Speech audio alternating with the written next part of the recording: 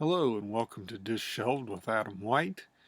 A couple of weeks ago I talked about a book called Hellhound or Baxter by Ken Greenhall, and I really enjoyed it. And I looked it up, and he only wrote 6 novels total. And I thought, well, I'm going to check out his other books because I really enjoyed Baxter a lot, and I thought I'd check out some of his other ones.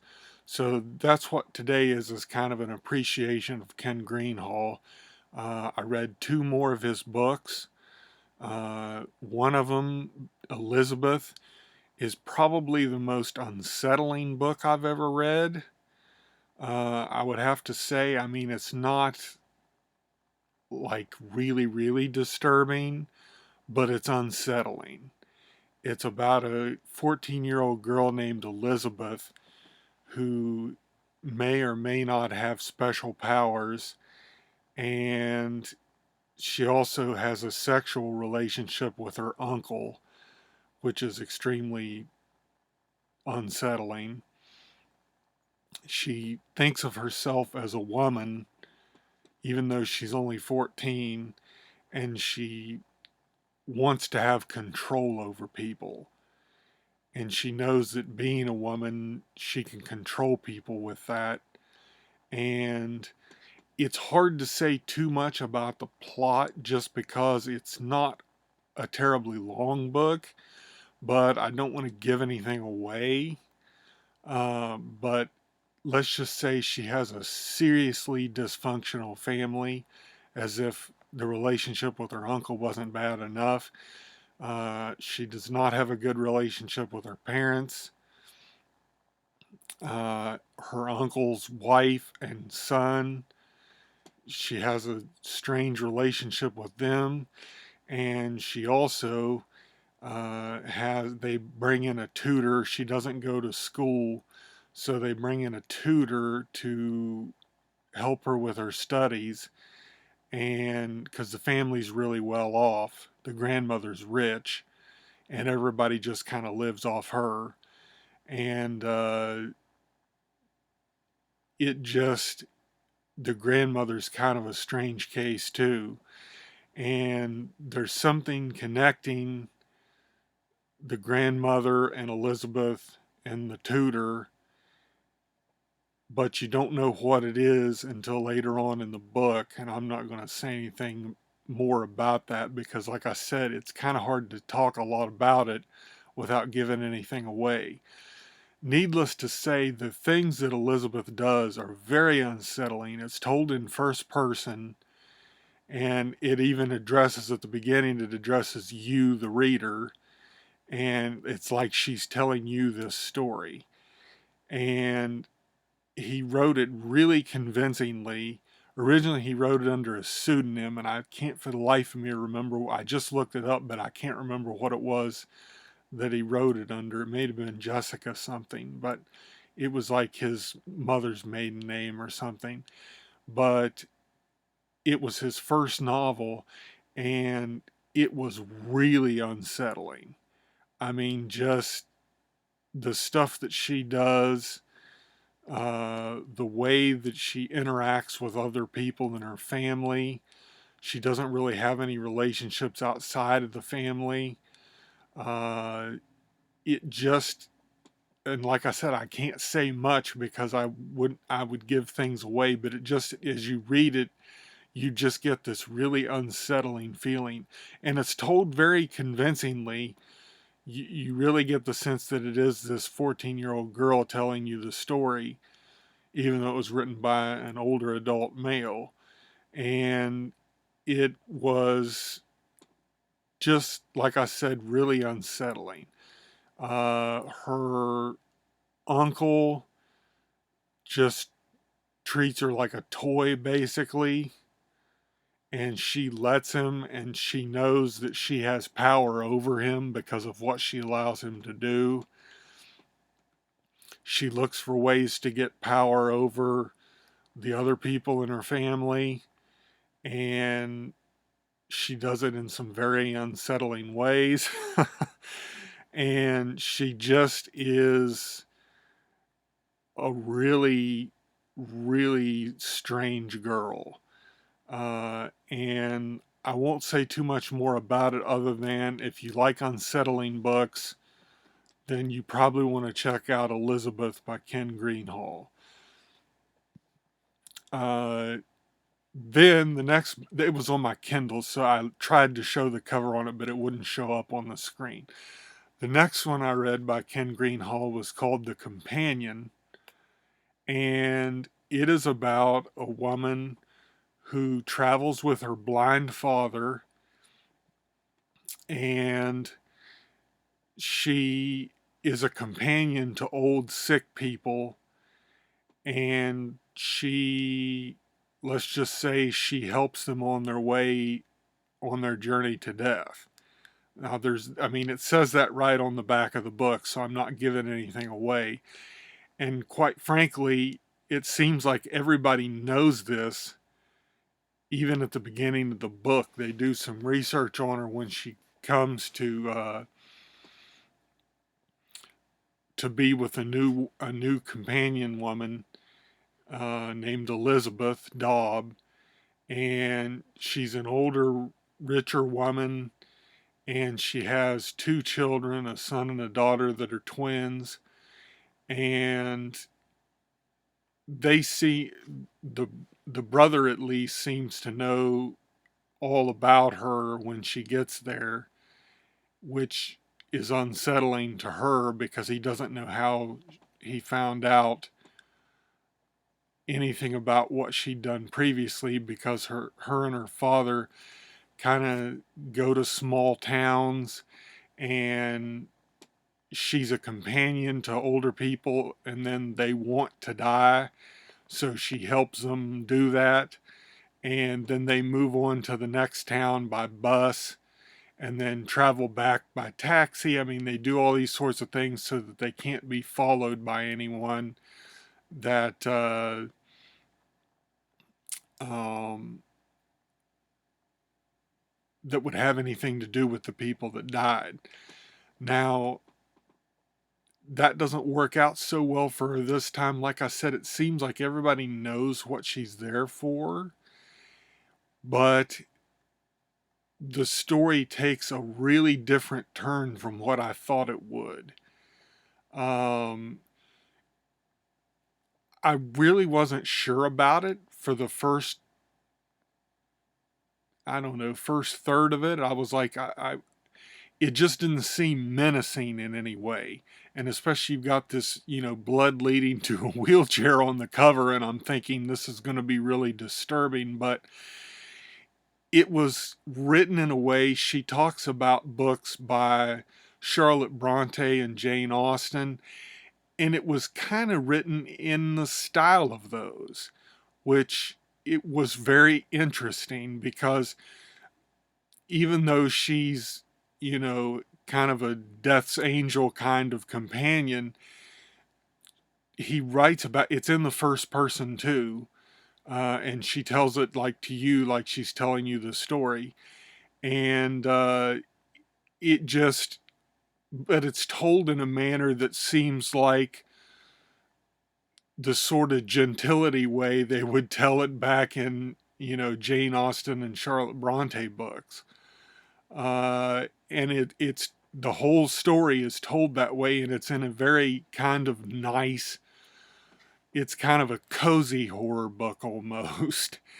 It was really not what I was expecting at all, but I really enjoyed it. It had a lot of discussion in it about, does a person have a soul? Her father's a faith healer and seems to be a genuine one, but he's blind and he likes jazz, and he knows what she does, and he follows her around from town to town, and because she takes care of him. And it just was a really interesting book because of the way it was told. It was told in that really older style, and but the themes in it were more modern, and there was a couple things that I just didn't see coming in it.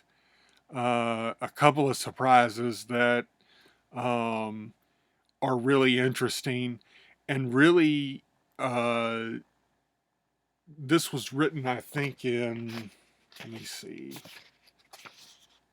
1988, and it has themes and ideas in it that are really, really relevant today. He was really ahead of his time on some of the things that he does in this book. And it just was a really interesting story. And like I said, not at all what I expected based on the cover. And, but it shows his range as a writer. And he's got several more books. Uh, I've read 3 of them, so I've got 3 more to go. But they've all been very interesting. And I think he's a really underappreciated writer. And he doesn't even have a Wikipedia page, if you can believe that. I mean, there's Wikipedia for everything. And he doesn't even have a Wikipedia page. So he's really, I think, underrated as a writer. And like I said, it's kind of paperbacks from hell kind of stuff. But he really has, there's a real literary quality to this one. And I mean, there was in Elizabeth too. But, and Baxter was still my favorite. But it just was a really interesting book. It wasn't as unsettling as Elizabeth was, simply because of the way it was told. The tone of the story, even though the things she does, some people would see as evil, some people would see it as mercy. There's a lot of talk about the soul in this, and does it exist? What is she actually helping these people onto into death? Is it something better? But it's told in a really nice way. And so it just is really different in the way that it's told. And I thought that was a really interesting choice. And so I really recommend Ken Greenhall as an author. He's really got some range as a writer. I'm going to read his other books too. I've got 3 more. There's Childgrave and Lenoir and what is the other one? I can't remember what the other one is off the top of my head. But um, anyway, he's only got 6 books, but they're really worth reading. I really think that he's a good author, and I really recommend checking him out. And like I said, Elizabeth was really unsettling the whole time. You just had this feeling in the pit of your stomach that things were just not right with her. And you could have gotten that feeling about the main character in this one, Gillian Cole, but like I said, it was told in such a nice, genteel way that you really felt sympathetic towards her. And it was told from her perspective, and she really, didn't see what she did was evil necessarily, and that it wasn't murder. And so you really get an interesting sense from her in the way she tells her story. Anyway, that's all I'll say about that. I do want to say one more thing. I got Baxter. It was a movie. It's a French film from, I think, 1989. I saw that it was a film and I thought, I love the book, so I've got to give the movie a shot. So I ordered it and got it and watched it. And to be honest, I was kind of disappointed in the movie. They changed some of the main things that make Baxter Baxter, because he's really a bad dog and he does some really bad things. And they changed that in the movie, which in a way I can't say I was surprised, because it's just stuff you don't normally see in a movie happen. And it just really, he was almost a good dog in this. And it just really defeated the whole purpose of the story, I thought. So if you read Baxter and love it like I did, you might think, oh, I want to check out that movie.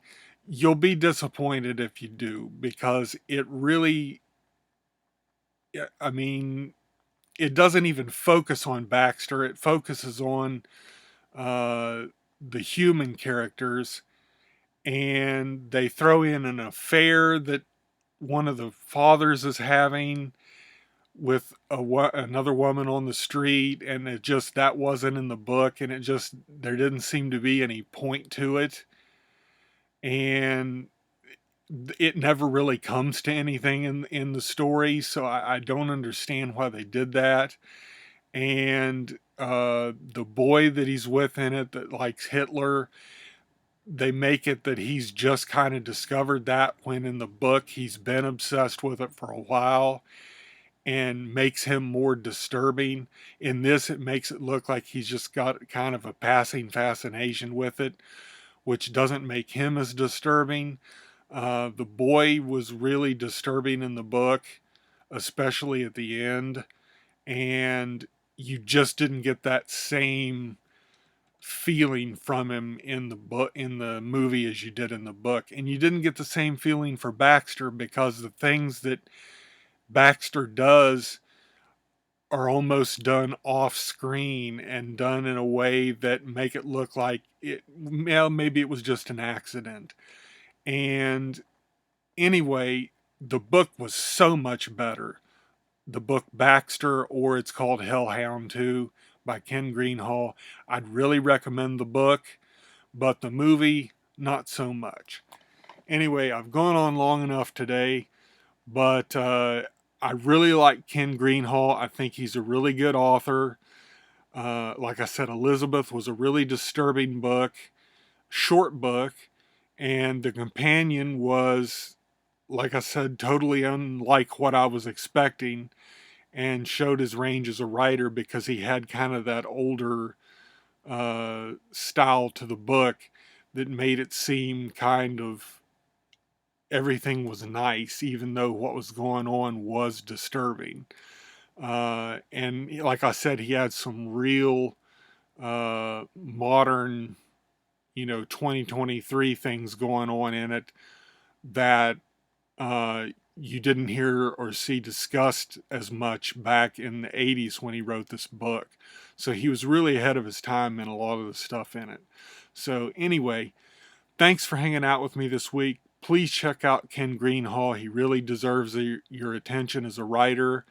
And I will catch you guys next week.